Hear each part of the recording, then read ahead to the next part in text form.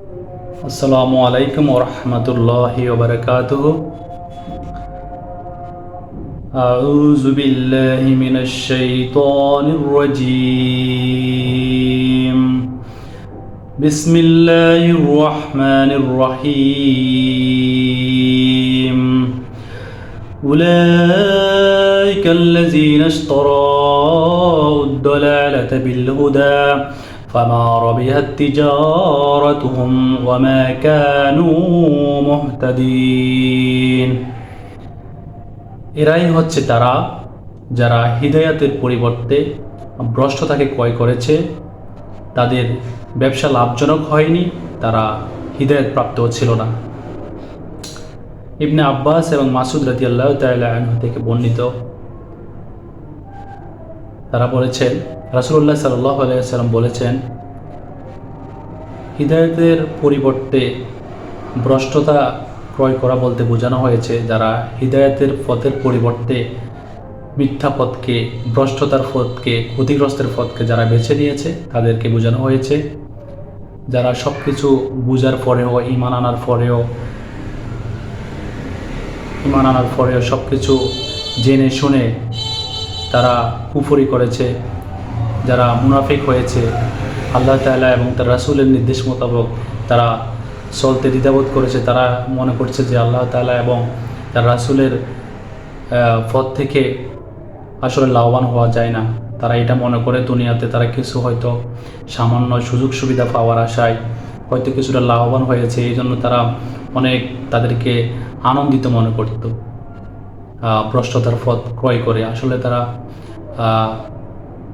তারা যে দুনিয়াতে হয়তো কিছু লাভবান হয়ে অথবা কিছু উপকৃত হয়ে, আসলে দুনিয়াতে আল্লাহর নিকট কোনো মূল্যই নেই, একটা মাছির টানার মতো মূল্য নেই দুনিয়ার জীবনের, দুনিয়ার সম্পত্তির, দুনিয়ার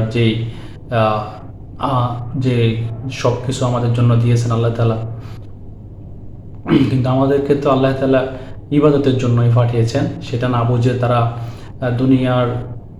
দুনিয়াতে তারা মনে করে দুনিয়াতে সারা জীবনই তারা থাকবে, চিরস্থায়ী মনে করে তারা দুনিয়ার সম্পত্তি লাভ করার জন্য, দুনিয়ার টাকা পয়সা, ধন সম্পদ লাভ করার জন্য তারা ভ্রষ্টতাকে ক্রয় করে। তো ওই জন্য তারা লাভবান হয়নি। এখানে লাভবান হয়নি বলতে তখন যে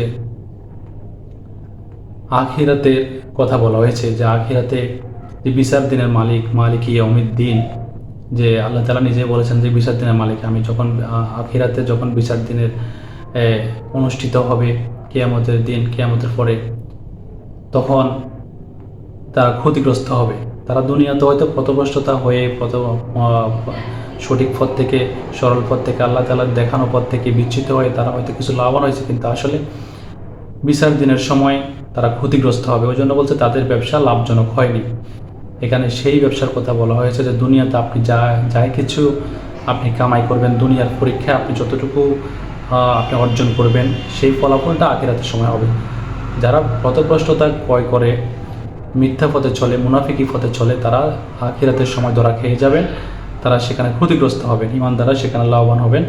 কিন্তু দুনিয়াতে তারা হয়তো কিছু লাভবান হওয়ার পরে তারা মুসলিমদেরকে বোকা মনে করতো, অজ্ঞ মূর্খ মনে করে।